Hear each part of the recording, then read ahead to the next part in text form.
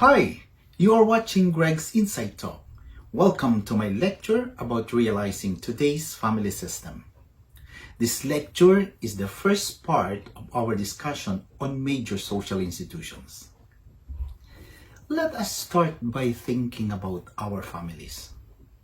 Then, let us reflect on families in today's contemporary times. Now, you might agree with me that there is no perfect or faultless family. However, a family that stays together embraces its other's imperfections, while solid spiritual faith strengthens them. Let us define or give the most simple family description or meaning. I know we are all thinking of the traditional definition, from which we can distinguish the changes in its context.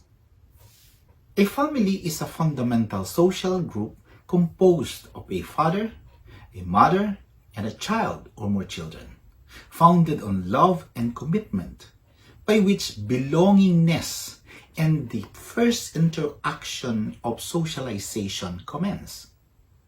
Thus, a traditional family consists of a husband and a wife with one biological child or more, or in some cases, legally adopted child. Likewise, from religious and legal perspectives, a family consists of a man, who is the father, a woman, who is the mother, and a child or children living in one household. Examples of such traditional families are the nuclear family, that's the family of origin, and the extended family, that includes immediate relatives from both parents. But as you can observe today, is it still the exact composition or structure? Yes or no? Of course not.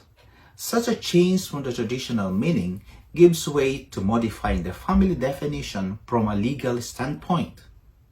Nowadays, a family or a modern-day family comprises two adults, not necessarily a man and a woman, with a socially accepted sexual relationship, with one or more children, either biological or legally adopted, and could be in marriage or legal union or cohabitation.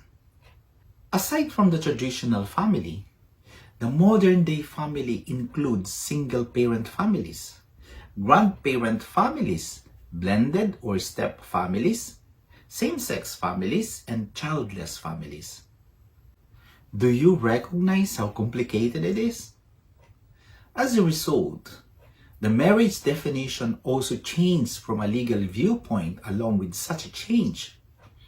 The former union of a man and a woman from a traditional marriage has changed to a partnership or legal unification between two adults having sexual relationships. From this perspective, marriage traditions eventually change as well. For example, cohabitation is now a prelude to marriage between men and women, including adults of the same sex, which is unacceptable or deplorable to most religious organizations and other governments. Such a definition also depicts or implies changes in family composition and traditions, as discussed earlier. Procreation, the primary goal of marriage, gradually shifts to individualism and self-gratification, which means personal satisfaction and happiness. Others may say it is lust or sexual desire. As a result, laxity or leniency becomes a common characteristic of such sexual relationship. Then, what is happening to our traditional family system? It becomes at risk. From the nuclear and extended family, the changing concepts of marriage and family create other family variances and classifications, such as single parent, same-sex, blended, and grandparent families, as cited previously. This process is called the detraditionalization of the family system. Detraditionalization refers to the erosion of traditions. For instance, family and marriage traditions such as the prohibition of cohabitation or living together before marriage, but it has become ordinary today.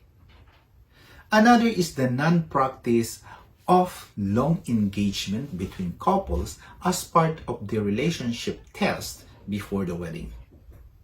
At some point, this change restructures the fabric of the traditional family system. Let us focus and give ourselves more time to reflect on today's family structure changes. First, solid male leadership declines because of the shift in most employment opportunities, such as the feminization of labor due to women's lower wages, thus equating gender roles. Second, common law partnerships and cohabitation are socially accepted, the same as consecrated marriages. Third, a strong family support and value system collapse when family members fight for their rights, particularly in the court system. Examples are cases in the American family court reality shows of Judge Judy Scheindlin and Judge Greg Mattis, resolving family conflicts between siblings, parents, children, and parents or relatives. One can also consider several family conflicts broadcast in the Rafi Tulfo in Action program in the Philippines. Such shows demonstrate the fragility in discord of postmodern families compared to traditional strong family ties and solidarity. It ruins family relationships. Fourth, traditionally, families live nearby, showing solidarity and a solid support system. In contrast, most modern family members remotely live while working on long-distance relationships. For example, family living overseas or one of the parents usually works abroad. Lastly, the traditional family has a common interest, while modern-day families focus on liberalism, economic freedom, and living independently. Therefore, such a detraditionalization process results in the fragmentation of family as society's fundamental institution. How? Interestingly, it all started with women's enlightenment, the feminist movement, advocating for rights and freedom. Gender roles and economic independence are common arguments and the focus of debates, considering gender roles define traditional responsibilities. For instance, men are responsible for family provisions and social representations, while women control domestic affairs like household duties and children's discipline. It is a huge difference today, an outcome of economic or financial freedom. Women's rights and gender equality impacted the traditional family affairs. At this time, the alienation of the family commenced. Why? It happens when the outsider plays the domestic role of the family. For example, the nanny. The nanny performs mothering and household duties because both parents are employed or career individuals. It means an outsider exists in the family, meaning a non-family member lives or works in the household. Looking at an economic perspective, these changes in the family structure are unforeseen repercussions of the global economy or globalization. Globalization mobilizes people across national borders by transferring goods and services, skills and knowledge, technology and information, and the flow of investments. This process involves migrating to other countries for better economic or employment opportunities and integrating into a new and more liberal culture. Thus, globalization allows family members to live apart for a long time to earn a living, significantly affecting family relationships. Due to one parent's prolonged absence in the family, long-distance relationships and exposure to a more liberal world, most often than not, family problems arise. For instance, even though modern technology can reconnect families, family brokenness and disintegration of family values become a price of globalization and luxuries in family life. The uncertain rights and freedom boundaries versus personal responsibilities blurred social duties and the future of the family system. More so, the postmodern family has an enormous difference compared to the family of the past.